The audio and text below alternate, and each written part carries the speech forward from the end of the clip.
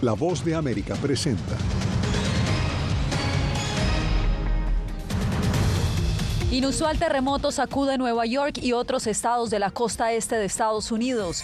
El presidente Biden visita Baltimore y promete ayuda para reconstruir puente derribado por un buque carguero. Israel asume graves errores en sus protocolos tras matar a 7 trabajadores humanitarios en un bombardeo. Y juez ordena a funcionarios fronterizos en California reubicar a menores migrantes en instalaciones seguras y sanitarias.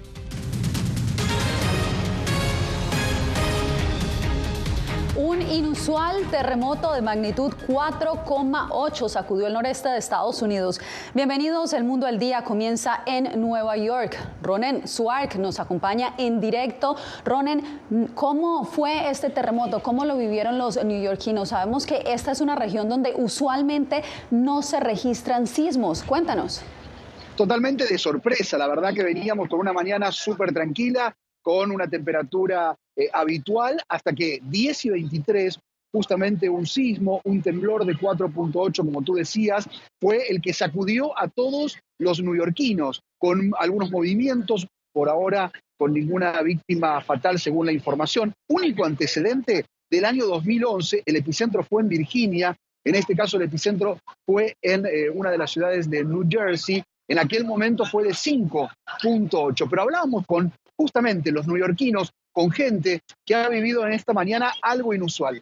Lo que faltaba aquí en la ciudad de Nueva York sufrió un sismo. Así nos decía una de las personas con las que hablábamos, Alexis Arguindegui. Mira. La verdad que fue un momento muy desesperante para toda mi familia, ya que todo se empezó a mover hasta que se nos cayó un cuadro. La verdad no sabíamos qué estaba pasando, hasta que nos llegó la alerta que estaba diciendo que fue un sismo de 4,8. Fue una locura, un momento muy tenebroso, tanto para mí como para mi familia, vivir esto acá en la ciudad de Nueva York. Miedo, y justamente eso es un poco lo que cada una de las personas nos iba contando sobre esa experiencia que han tenido que vivir. Quien habló fue el alcalde en conferencia de prensa, el alcalde de la ciudad de Nueva York, Eric Adams, que hasta el momento confirmó que no había víctimas en este caso. Escuchemos lo que decía en conferencia de prensa junto a sus secretarios. El lugar más seguro para los estudiantes creemos que sigue siendo la escuela.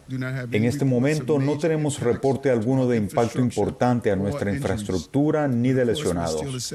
Pero por supuesto, aún estamos evaluando la situación y seguiremos actualizando la información. En alerta y con vuelos demorados, eso también hay que decirlo. Muchos fueron justamente por prevención desviados a otros aeropuertos cercanos a la zona. Todavía hay demoras, algunos vuelos también han sido cancelados por todo este inconveniente, pero el alerta todavía continúa. Desde aquí de la ciudad de Nueva York vamos a seguir contándoles todo a través de La Voz de América. Gracias por esta actualización, Ronen Suark, corresponsal de La Voz de América en Nueva York. Bien, y cambiamos de información. El presidente Joe Biden visita hoy viernes la ciudad de Baltimore, donde dio personalmente o dará sus condolencias a familiares de los migrantes trabajadores que fallecieron tras el colapso del puente Francis Scott Key hace 10 días. Allí está Jacopo Luzzi. Jacopo, ¿qué dijo el mandatario?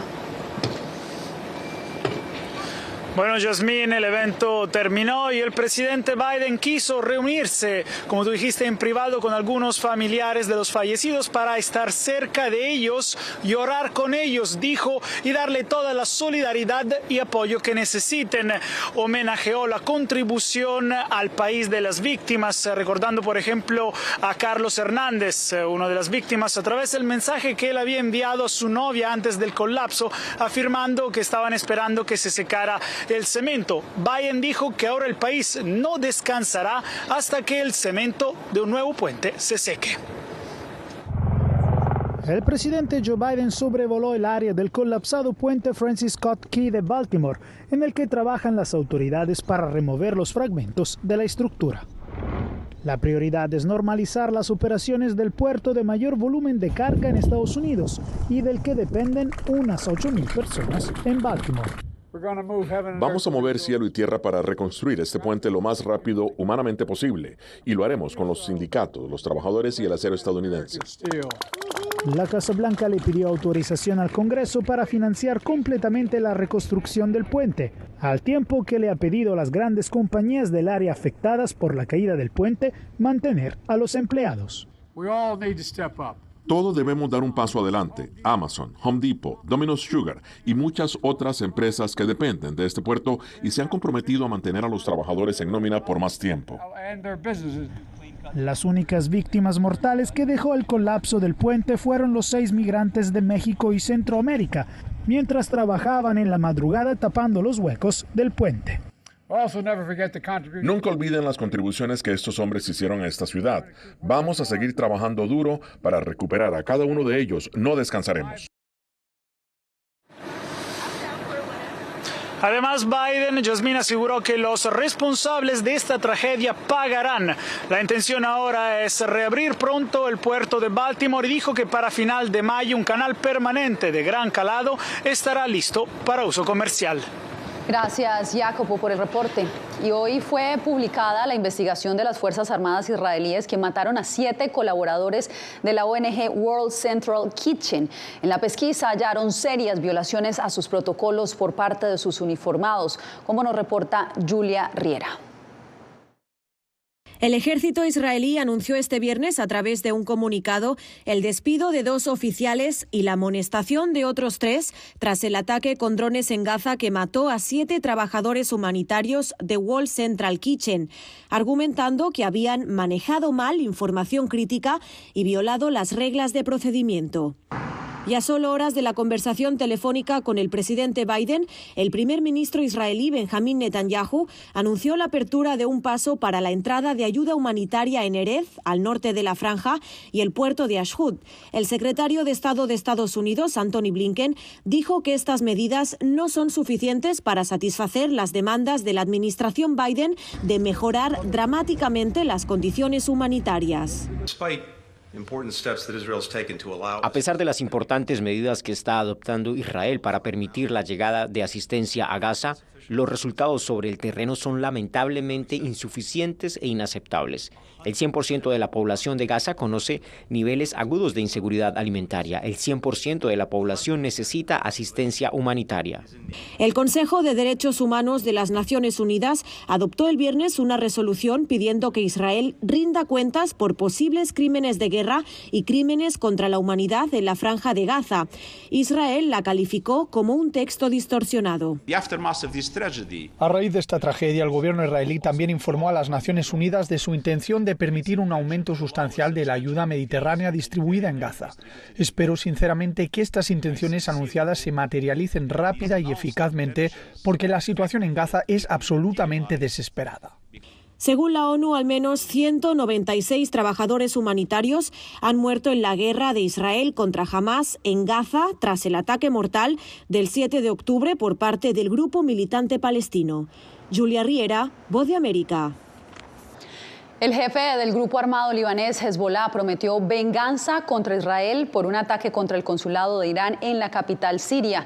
Este viernes el grupo miliciano envió un mensaje diciendo que el ataque al consulado marcó un punto de inflexión. En el incidente murieron 7 miembros del cuerpo de la Guardia Revolucionaria de Irán, entre ellos un alto comandante de las fuerzas Quds, el general de brigada Mohammad Reza Zahedi.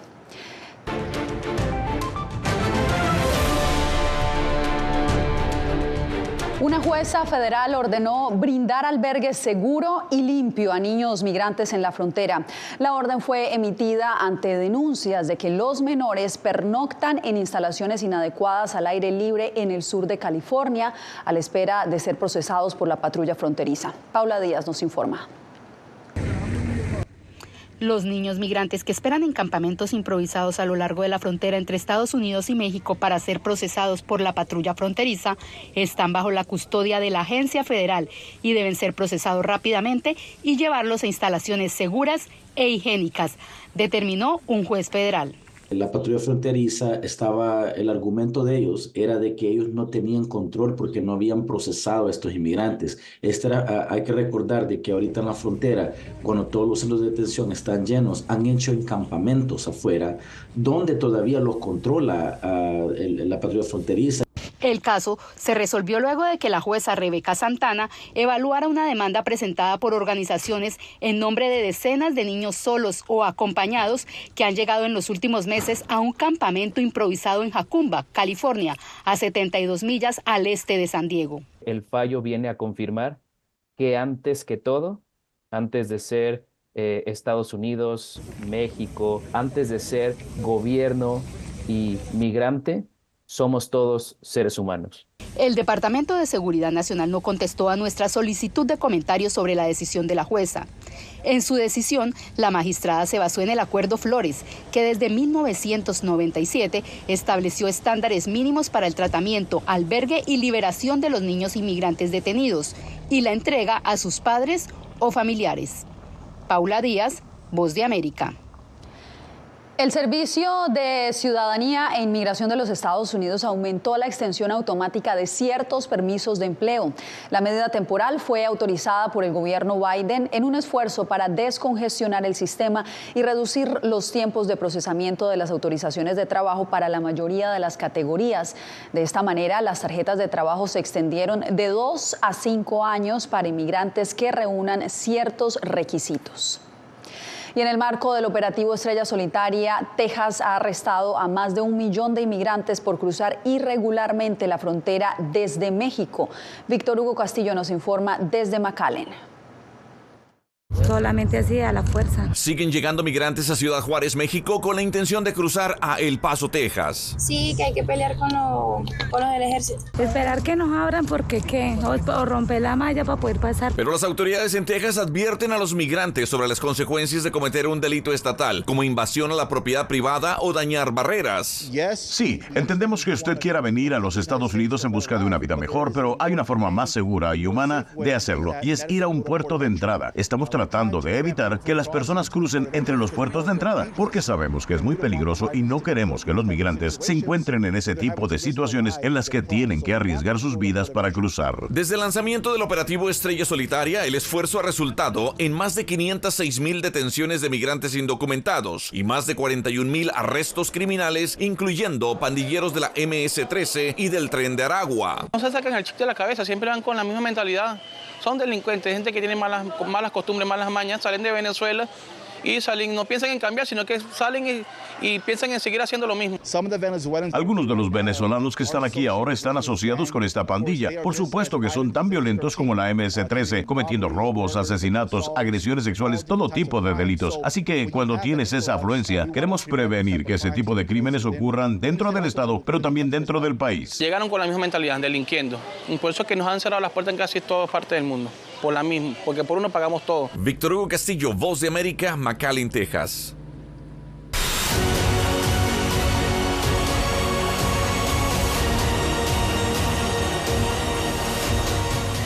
La NASA designó a Torreón como sede mundial para ver el eclipse total de sol de este próximo lunes. ¿Cómo lo están tomando los pobladores de esta ciudad al norte de México? Luis Amatón nos cuenta. Uno de los fenómenos astronómicos más impresionantes convertirán a Torreón, ciudad ubicada al norte de México, en uno de los puntos turísticos más importantes del mundo, luego de que la NASA la nombrara sede oficial para ver el eclipse de sol total este próximo lunes 8 de abril. ¿Qué tal, amigos? Pues es el eclipse más importante del siglo en México y estamos prácticamente listos. 4 minutos 10 segundos de oscuridad aquí en la comarca lagunera y pues estamos preparándonos con todo para la transmisión en vivo. David es camarógrafo y viene de San Francisco, California. Es una de las más de 100,000 personas que se espera se den cita para ver el fenómeno. En su caso, él llegó como parte del staff de la propia NASA. Oh, sí, disfruto mucho. Soy mi 4 eclipses. Y es que según datos de la Secretaría de Turismo del Estado, el eclipse, que tendrá una duración de 2 horas y media, ya logró llevar la ocupación hotelera de la zona al 100%, además de hacer que muchas casas particulares del Estado fueran rentadas a través de servicios de hospedaje por aplicación. Bueno, pues decirte que ya estamos listos, desde hace unos días ya está llegando turismo nacional, extranjero. Entonces, bueno, hemos tenido una gran afluencia desde el sábado se presentó, después del del Vía Crucis. Los preparativos no solo son a nivel infraestructura, también con la venta de lentes certificados para ver por 15 segundos el fenómeno estelar. Un artículo que también ya se está terminando. Aquí en el planetario ya estoy preparada para ver el próximo lunes 8 de abril el eclipse total de sol. 200 años tendrán que esperar los laguneros para volver a ver un fenómeno como el que se va a presentar el próximo lunes aquí en la comarca lagunera. 200 años de espera en donde se resume en 4 minutos 8 segundos. Es la oportunidad ideal para ver un eclipse en nuestro país. México se distingue y Coahuila lleva mano. Luisa Matón, Voz de América, Torreón, México. Al volver, avanza ley contra el fascismo en Venezuela. Otro mecanismo de control social. Después de la pausa, les contamos.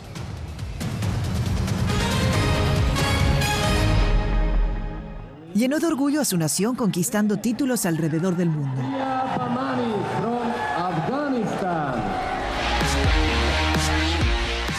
Sin embargo, como mujer que desafía las expectativas de género en Afganistán, su vida, triunfos y carrera están ahora en grave peligro.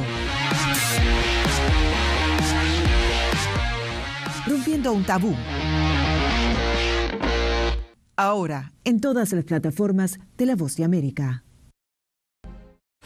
Que empiecen a callar a periodistas, que empiecen a callar medios. Periodismo, la prensa libre importa. Una producción especial de La Voz de América. Porque al final lo que está en juego no solo medios de comunicación, sino la democracia de un país. Disponible en vozdeamerica.com.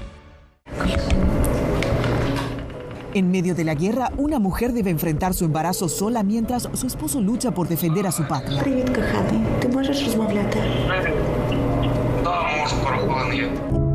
Desde Kiev conoceremos una historia donde la angustia y la esperanza forman parte del día a día.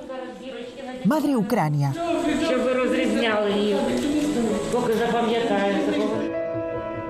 Disponible en todas las plataformas de La Voz de América. Poder recuperar la libertad de prensa. Periodismo, la prensa libre importa. Una producción especial de La Voz de América. Se ejerció esta profesión con mucho miedo. Disponible en vozdeamerica.com. ¿Quieres mantenerte informado de primera mano? Únete a nuestro canal de WhatsApp. Lo que ocurre en Estados Unidos, América Latina y el mundo directamente a tu celular. Escanea el código que ves en pantalla y conéctate con las noticias para recibir información veraz y balanceada. Noticias de última hora, reportes originales y verificación de información. Porque en La Voz de América, la prensa libre importa.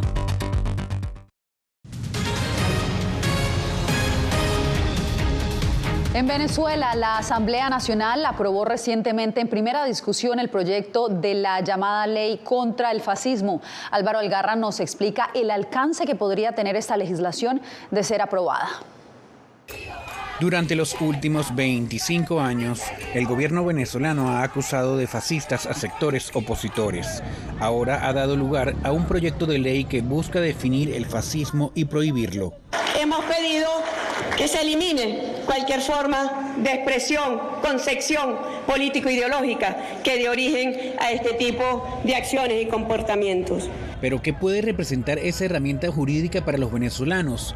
Ali Daniels, director de la ONG Acceso a la Justicia, considera que de ser aprobada la legislación, permitiría al gobierno endurecer su persecución contra opositores, periodistas y críticos. Se consideran fascistas prácticamente cualquier cosa que tenga que ver con liberalismo, con conservadurismo moral. A partir de ahí, un medio de comunicación puede ser considerado fascista y se le puede quitar la licencia y los que transmitan esa comunicación pueden ser perseguidos. El abogado Joel García asegura que evidentemente la ley permite perseguir a la disidencia en un contexto electoral. Son leyes que en momentos electorales le van a beneficiar mucho porque ya vemos cómo una persona por una palabra, por un dicho, por un gesto, por un dibujo puede estar detenido. Diosdado Cabello, considerado por muchos como el segundo al mando en el chavismo, justificó el instrumento jurídico. ¿Quiénes están en desacuerdo contra una ley que castigue el fascismo? Los fascistas, es muy fácil determinarlo. El proyecto de ley, que consta de 30 artículos, fue aprobado por mayoría calificada y en los próximos días debe pasar a una segunda discusión en la Asamblea Nacional. Álvaro Algarra, Voz de América, Caracas. Más de 429.000 ecuatorianos residentes en el exterior están habilitados para sufragar en el referendo del 21 de abril sobre seguridad.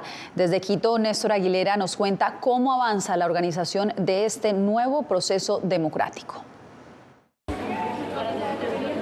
A poco más de 2 semanas para la próxima consulta popular, el Consejo Nacional Electoral acelera el paso para la entrega del material que se usará en el proceso, para el que se establecieron 3 circunscripciones en la que podrán sufragar 429.165 electores. La primera, Europa, Oceanía y Asia, con 261.000 electores. La segunda, Canadá y Estados Unidos, con 136.000 electores.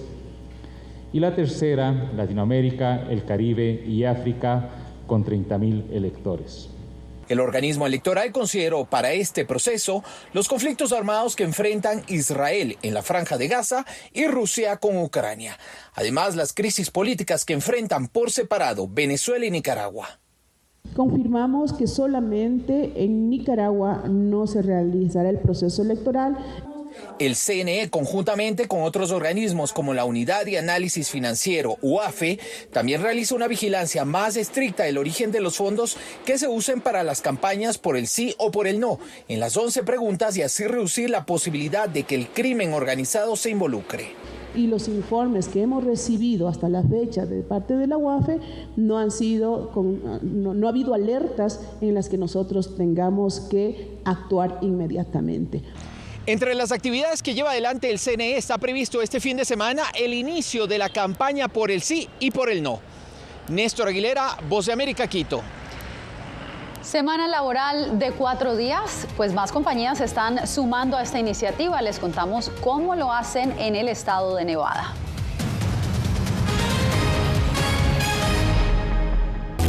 Uno de los mayores centros de producción global de opio está experimentando profundos cambios a medida que los talibanes intensifican su lucha contra la industria de la droga.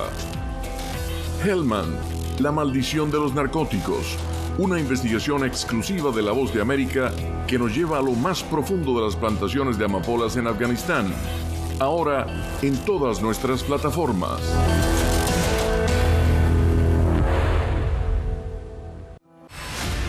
Decir que son fauna. Periodismo, la prensa libre importa. Una coproducción de La Voz de América y Teletica. Atentados directos contra los medios de comunicación. Disponible en vozdeamerica.com. Desde las ciudades más emblemáticas hasta los rincones más remotos del planeta. La Voz de América te trae las noticias más recientes. Con una garantía de credibilidad y balance. Como la mayor radiodifusora de noticias de Estados Unidos a la comunidad internacional, te ofrecemos una perspectiva única sobre la realidad de este país, Latinoamérica y el resto del mundo. Ya sea a través de radio, televisión, web o redes sociales, estamos a tu lado en cada plataforma.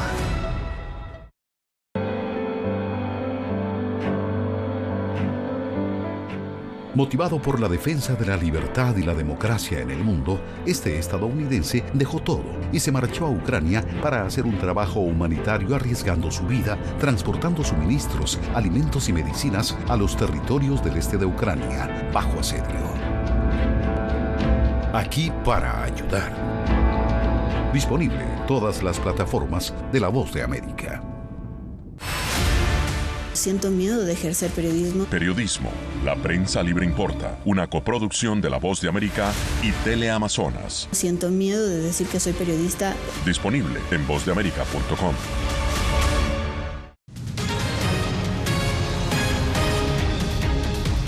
La economía estadounidense sigue fortaleciéndose. El más reciente informe del Departamento de Trabajo reportó este viernes que en marzo se crearon 303.000 puestos de trabajo. La cifra sugiere que el mercado laboral está en auge y que incluso está creando más puestos de trabajo mensualmente de los que se creaban antes de la pandemia. Estos empleos principalmente hacen parte de las industrias de la atención médica, gobierno y la hotelería. La tasa de desempleo, según este informe, cayó al 3,8% el mes pasado. Y una semana laboral reducida comienza a ganar adeptos alrededor del mundo. Empresas en varios países han optado por reducir las horas laborales por semana en un intento por aumentar la productividad y retener su fuerza laboral. Desde Nevada, Adriana Arévalo nos cuenta cómo funciona para algunas compañías en ese estado. El principal argumento a favor de la reducción de días laborables por semana radica en la cantidad de estrés que enfrentan las familias estadounidenses. Empresas como Microsoft, Amazon, Carfax y Panasonic ofrecen a sus empleados jornadas semanales de 4 días y 32 horas, sin reducción de salario. Para los especialistas en recursos humanos, se trata de algo que va más allá de una tendencia pasajera. En el pasado se hablaba de que entre más trabajabas, más productivo eras. Y hoy las corrientes y los estudios desde la psicología organizacional y la misma psicología demuestran y refuerzan que es al contrario. Entre más horas tú estés operando en un mismo día, menor es tu capacidad de agregar valor. Y lo que estamos es un efecto contraproducente. La transición de 40 a 32 o 35 horas resulta más compleja para los pequeños negocios. Sin embargo, para muchos, la decisión no fue difícil de tomar tras ver los beneficios reportados por empresas de diferentes industrias y tamaños en varias partes del mundo. He visto esto especialmente en países escandinavos y les va muy bien con la felicidad y satisfacción en general, así que pensamos que esta es una excelente forma de darle a nuestra gente la capacidad de descansar y estar emocionados cada día que están en la oficina y saber que cada semana tienen un fin de semana de 3 días. Poder tener eso es algo especial. La discusión llegó recientemente al Congreso de los Estados Unidos, donde el senador Bernie Sanders propuso crear semanas laborales de 4 días en todo el país. Expertos aseguran que la pregunta no es si sucederá, sino cuándo. Adriana Arévalo, Voz de América, Las Vegas. Bien, y recuerde que en nuestra página digital vozdeamerica.com usted tendrá acceso a las noticias más destacadas de Estados Unidos, América Latina y el mundo. Solo debe escanear el código QR que está viendo en este momento en el extremo bajo de la pantalla para visitar nuestro portal web. Allí encontrará el especial de La Voz de América para las elecciones en Estados Unidos que se llama Voto Dividido. Nosotros hacemos una breve pausa, pero usted no se mueva, tenemos más al volver. Soy Néstor Aguilera, corresponsal de La Voz de América en el Ecuador. Informar sobre la realidad de un país exige una alta dosis de responsabilidad periodística, más aún cuando las noticias evolucionan a cada instante. Aquí en La Voz de América encuentras noticias veraces, precisas y balanceadas. Valores profesionales que me motivan a trabajar día a día para informarte de manera profunda sobre los temas que más impactan tu vida diaria. Porque en La Voz de América, la prensa libre importa. Actualidad. Que la inteligencia artificial va a estar presente en nuestro día a día. Intentan sacarse de encima a trabajadores. Análisis. El cambio climático está teniendo muchísimos impactos que afecta siempre a los más vulnerables. La región necesita ayuda. Debate. Proteger a las escuelas con armamentos. Es una total ridícula, es algo inverosímil. Con la información más allá de los titulares. Todas las semanas por La Voz de América. Desde Washington, le saluda Gonzalo Abarca. ¿Quieres mantenerte informado de primera mano? Únete a nuestro canal de WhatsApp. Lo que ocurre en Estados Unidos, América Latina y el mundo directamente a tu celular. Escanea el código que ves en pantalla y conéctate con las noticias para recibir información veraz y balanceada. Noticias de última hora, reportes originales y verificación de información. Porque en La Voz de América, la prensa libre importa.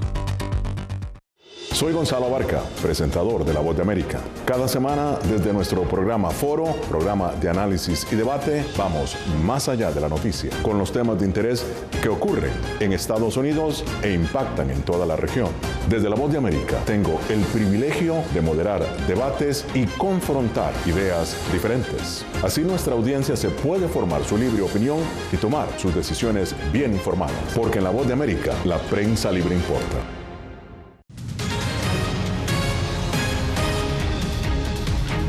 Cerramos esta semana de información con la celebración del Día Nacional del 4 que hicieron los venezolanos. Cientos de músicos se reunieron en la Plaza Bolívar de Caracas para marcar este día, y qué mejor manera que con este instrumento de cuerda que caracteriza muy bien la cultura venezolana. De esta manera cerramos esta emisión. Soy Yasmín López, gracias por conectarse con nosotros en El Mundo al Día. Recuerde que el lunes tenemos una nueva cita a esta misma hora. Donde nuestra ciudad se suscribe a los venezolanos. Día del 4 nacional, Día Nacional del 4. A ver, vamos a cantar a Mundo Barquisimeto, pues, para cerrar esto como debe ser. Posición 3, es igualito, ahí vamos. No.